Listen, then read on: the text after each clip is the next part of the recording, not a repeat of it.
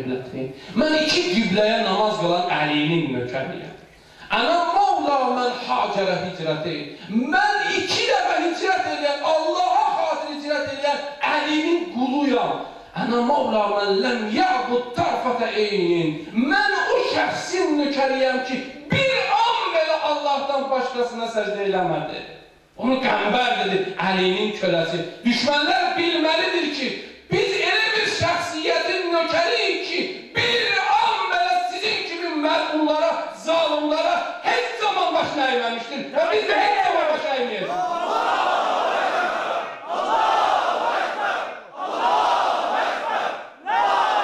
Və bilsinlər ki, Lənkəranın tarixi buna şəhadət verir. Lənkəranın qeyrətli oğlanları buna şəhadət verir. Lənkəranın təkcə dindarları yox, qeyri-dindarları da hətta bizə dəfələrlə mesaj verirlər. Hadi hazırım. Mən bilirəm onlar öz qeyrətinə görə, heç zaman rəzilliyi qəbul etməzlər. Bizi təhdid edirlər.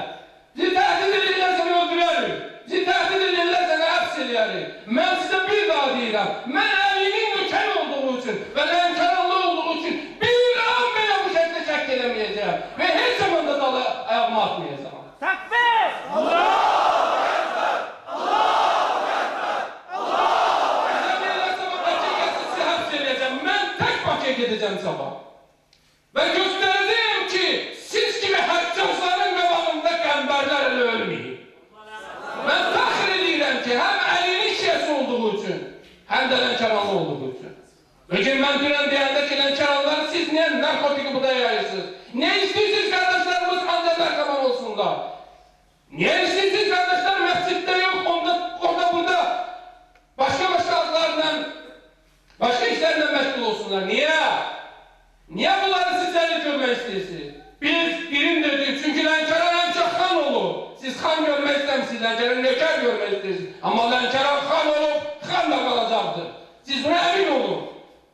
Və biz bu yolda var, qardaşlarımızın oyanması üçün nə lazımdır verəcəyik. Mən buna əminəm ki, Allah Taala öz lütfünü bizə nazil eləyəcəkdir.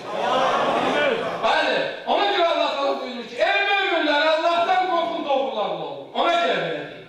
Əgər mən geriyə gününü atsam, bəli, bizim gələcəyimiz, cəmanlarımızın hamısı gələcək narkoman olacaqlar. Çünki düşmən bunu istəyir. Düşmən səni rəzil görmək istəyir, rəzil görmək istəmir.